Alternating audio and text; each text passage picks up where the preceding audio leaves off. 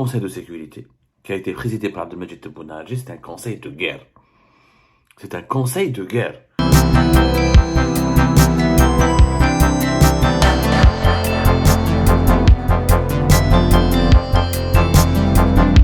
Et bon, pas bien sûr, c'est une évidence, oui, c'est une évidence de commencer tôt cette journée parce qu'hier il y avait un événement hyper important et c'était peut-être l'événement le plus intriguant, l'événement le plus important de l'actualité politique et de l'actualité générale en Algérie depuis 2019. Et on nous ont posé la question, qu'est-ce qui s'est passé hier? Pourquoi il y a eu un haut conseil de sécurité qui était un haut conseil de sécurité totalement bizarre, inédit, puisque il n'y avait aucun membre du gouvernement, aucune personnalité civile, il n'y avait que des personnalités militaires. Beaucoup d'entre vous aussi ont constaté l'absence de la Mamara, ministre des Affaires étrangères, Premier ministre Ayman Ben Abdelrahman, le ministre de la Justice, de l'Intérieur. Donc tout le monde les gens se sont posés beaucoup de questions. Et ces questions, vous nous avez bombardé de questions hier. Et aujourd'hui, je pense qu'il était important pour moi, en tout cas pour Algérie, de commencer la journée par un éclaircissement, un éclairage sur qu'est-ce qui s'est passé. Oui, effectivement, ce n'était pas un haut conseil de sécurité qui a été présidé par Abdelmadjid Tebboune, c'est un conseil de guerre. C'est un conseil de guerre. Et c'est la première fois dans l'histoire de l'Algérie depuis 30 ans, même à l'époque de Bouteflika, j'ai beau chercher, je n'ai pas trouvé dans ma mémoire une réunion publique annoncée aux médias, en tout cas, qui a réuni le président de la République avec l'ensemble des dirigeants de l'armée nationale et populaire. Parce que hier, ça a été une réunion qui a été exclusivement organisée et consacrée aux membres de l'armée. Hier, il n'y avait que des personnalités militaires, à savoir le chef d'état-major de l'AMP, de la gendarmerie, les différents chefs de région militaires, des responsables de certains corps importants, qui l'aviation, les forces aériennes, les forces terrestres. Il n'y avait que des militaires. Il n'y avait que des hauts responsables de l'armée. Un seul civil, c'était apparemment le secrétaire général de la présidence, qui a assisté le président de la République, Abdelmadjid Tebboune. Donc il y avait même le chef de la DGSI, la Direction Générale de la Sécurité Intérieure, qui relève des services secrets, n'était pas là, alors que le général Mohamed Jabbar de la Sécurité Extérieure était là. Mais Mohamed Jabbar a un passé de militaire. Il est très connu pour avoir été à la tête de la DCSA, l'Amn al-Askari, la Direction Centrale de la Sécurité de l'Armée. Globalement, les personnalités qui ont participé hier à cette réunion ne sont que des militaires. Et c'est la première fois qu'un conseil militaire est tenu par un président de la République en Algérie de façon publique. Il est annoncé publiquement. À l'époque de Bouteflika a rencontré Gaïs Salah, rencontré des généraux, ils se rencontraient Fil Mouradia, ils se rencontraient Fizirada, dans des conseils très restreints. C'était des réunions secrètes, discrètes, que personne ne devait et que personne n'avait révélé au grand public. Ça se passait à l'époque. Mais depuis l'arrivée d'Abdelmadjid Tebboune, il y a eu le Haut Conseil de sécurité, notamment depuis l'année 2021, qui est devenu une séance ordinaire. Il y avait le Conseil des ministres en Algérie, qui regroupe le gouvernement, et le Conseil et les fameuses réunions du Haut Conseil de sécurité, qui sont devenues ordinaires, avec des fois hebdomadaires, notamment durant l'année 2021, où l'armée était associée directement à la gestion des affaires les plus sensibles de l'État, et notamment concernant la question du terrorisme, la lutte contre le terrorisme, la subversion et la lutte. À l'époque, on était en plein processus de répression du Hirak et le pouvoir algérien voulait reprendre le contrôle de la rue. En 2022, les réunions du Haut Conseil de sécurité se sont poursuivies, toujours dans sa composante traditionnelle. Il y avait un décret qui a été publié, le journal officiel, où oui, on a précisé la composante du Haut Conseil de sécurité, on a réorganisé le fonctionnement du Haut Conseil de sécurité, on a expliqué quelles étaient ses missions, et ce décret que vous pouvez retrouver, d'ailleurs je pourrais vous donner les références tout à l'heure, explique bien que le Haut Conseil de sécurité, quels sont ses membres, le Premier ministre, ministre de la Justice, ministre de l'Intérieur, ministre des Affaires étrangères, et donc il n'y avait pas que des personnalités militaires. Mais le Barah, ce n'était pas un haut conseil de sécurité. Ça a été une erreur fondamentale de dire aux Algériennes et aux Algériens que c'était une réunion du haut conseil de sécurité. Ce n'était pas le haut conseil de sécurité hier. Hier, c'est un conseil de guerre, un conseil militaire. Maintenant, Tebboune, naturellement, en tant que ministre de la Défense nationale et président de la République, parce qu'en Algérie, le président est aussi ministre de la Défense nationale, et chef suprême des armées, a tout à fait le droit, et même le devoir, c'est son devoir, de se concerter, de rencontrer les hauts responsables de l'armée pour parler de la situation sécuritaire dans la région et dans le pays. Sauf que pourquoi le rendre public? Ça aurait pu être une réunion de travail restreinte, secrète, qui concerne uniquement l'armée et le président. Le fait de l'avoir rendu public, c'est qu'il y a un message politique derrière. Le message politique derrière, et malheureusement ce message a été mal colporté, mal diffusé, ça a effrayé la population, parce que hier les Algériens ont été choqués. D'ailleurs, il faut les comprendre, les Algériens et les Algériens, dans n'importe quel pays. Imaginez, en France, Emmanuel Macron il fait une réunion avec les responsables de l'armée. Les Français vont se poser des questions. Après, en France, ça peut se comprendre. Il y a la guerre en Ukraine, la France est impliquée, elle donne des armes à l'Ukraine. Ça peut se comprendre dans le contexte actuel. Il y a l'Ukraine, l'Algérie n'est pas concernée par la guerre en Ukraine, ni par la guerre en Europe. Elle est tout à fait neutre. Il n'y a pas de problème militaire direct ou de conflit dans lequel il n'y a pas de conflit militaire direct dans l'Algérie. Elle joue un rôle indirect ou la direct, à l'exception, bien sûr, du Sahara occidental et du Maroc. Nous allons en parler.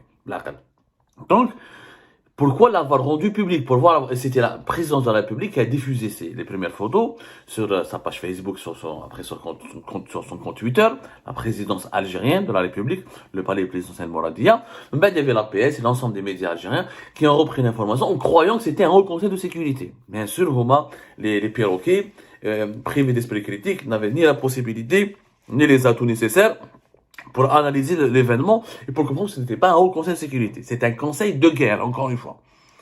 Pourquoi l'avoir médiatisé?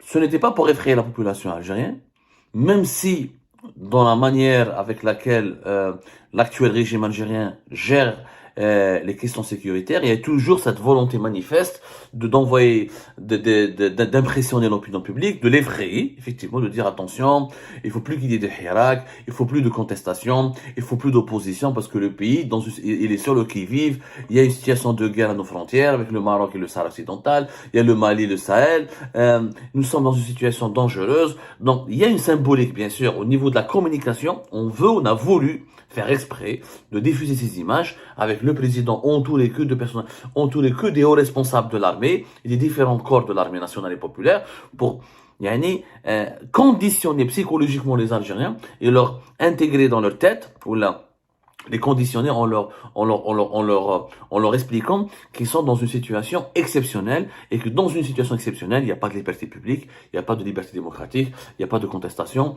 il n'y a rien. Le peuple doit être discipliné, rigoureux, et doit être soucieux uniquement de la sécurité nationale, c'est elle la priorité. Mais c'est pas ça l'objectif premier de ce conseil de guerre. Ce conseil de guerre n'est qu'une réponse directe à ce qui se passe au Maroc et avec le Sahara occidental. Le Maroc, depuis le 17 janvier 2023, a renforcé son alliance militaire avec Israël.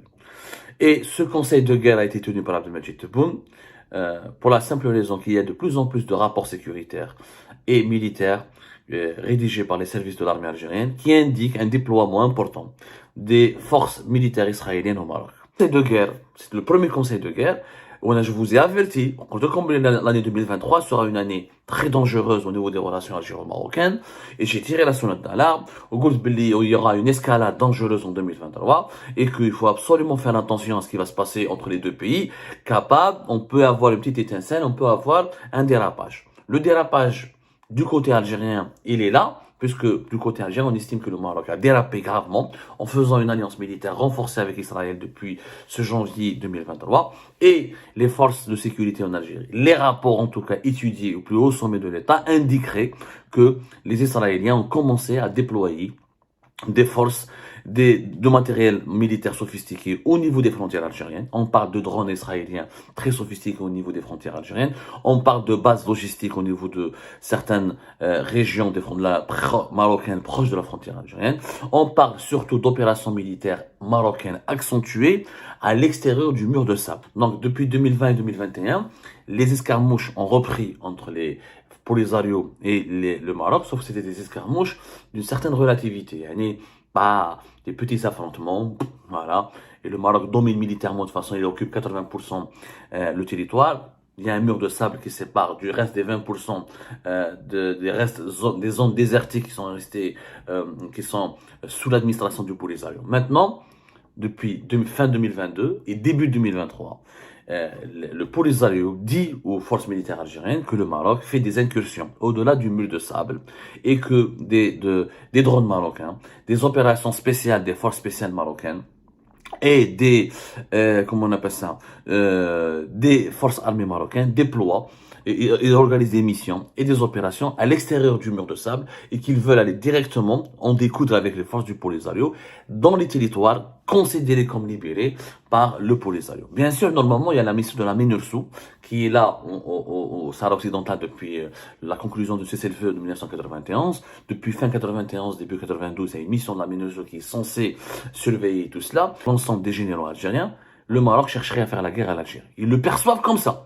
Ils le perçoivent comme ça, que pour eux, les opérations militaires marocaines contre le Polisario se rapprochent du territoire national et que le déploiement des satellites, de matériel d'espionnage, de matériel militaire israélien et même de forces, les Algériens, en tout cas les autorités algériennes sont convaincus. Elles disent avoir des rapports, elles disent avoir des preuves, elles disent avoir pris des photos, elles disent qu'elles ont des éléments matériels qui prouvent un déploiement des forces militaires et paramilitaires israéliennes au niveau des frontières algériennes. Elles le disent. Ce qu'elles le disent, est-ce que c'est vrai ou c'est faux? Je ne suis pas là pour juger, mais je vous transmets l'information telle qu'elle. Il faut qu'il y ait quelqu'un d'indépendant pour pouvoir confirmer les informations des uns et des autres, soit du côté de l'Algérie ou du côté du Maroc. En tout cas, la tension, elle est très vive. Et face donc à ce déploiement militaire israélien au Maroc, face à ces opérations militaires qui opposent les forces armées marocaines au Polisario à l'extérieur du mur de sable, et visiblement l'Algérie se sent donc très exposée, il pourrait avoir des affrontements de façon localisée à quelques kilomètres de la frontière algérienne, et l'armée algérienne craint, officiellement, elle craint un scénario d'affrontement direct avec les forces militaires marocaines à cause de ce conflit du Sahara occidental et, encore une fois, du déploiement des forces militaires israéliennes, de quelques forces des militaires israéliens au niveau des frontières algériennes. Voilà ce qui explique, voilà pourquoi il y a eu un conseil de guerre de façon publique et ostentatoire. Le message est adressé au Maroc. En fait, les dirigeants algériens, le régime algérien veut dire au Maroc, vous avez ramené les Israéliens à côté de nos frontières, vous faites des opérations militaires à l'extérieur du mur de sable, et vous vous rapprochez de plus en plus des frontières algériennes. Nous, on est prêts, on fait des conseils de guerre, on se prépare, et on est prêt à se défendre. Voilà. Le régime algérien est toujours dans cette posture de dire, je me fais que me défendre. Le Maroc ne communique pas, il n'y a pas d'image. Il n'y a pas d'image sur les opérations militaires au Sahara occidental, il n'y a pas d'image sur les réunions de responsables de l'armée marocaine, c'est un conflit invisible. Le Maroc gère ça de manière très particulière, c'est un conflit invisible. Officiellement, les Polisario sont des milices, qualifiées de mercenaires, qualifiées de dissidents, etc. Il n'y a pas d'image sur le Sahara occidental, donc on ne sait pas réellement qu'est-ce qui se passe sur le terrain. Parce que on a toujours considéré ce conflit comme un conflit minime. Maintenant, ce n'est plus un conflit minime. En tout cas, du point de vue d'Alger, ce n'est plus un conflit minime, puisqu'Israël s'en mêle et puisque les affrontements ont repris. Est-ce que c'est des affrontements intenses? Personne ne peut le dire, à l'exception normalement des membres de la mission de la MINURSO ou des personnes, notamment observateurs indépendants, qui peuvent être déployés au niveau de cette région. En tout cas, au niveau de l'armée algérienne, je vous le dis, il y a des scénarios de préparation à d'éventuels affrontements avec l'armée marocaine. Ce sont des scénarios qui sont étudiés, qui sont préparés et c'est pour cette raison qu'il y a eu ce premier conseil de guerre pour que l'Algérie envoie un message à son voisin le Maroc et à la communauté internationale qu'elle est prête à se défendre et qu'elle est dans la posture du pays qui veut uniquement se défendre et qui veut pas agresser.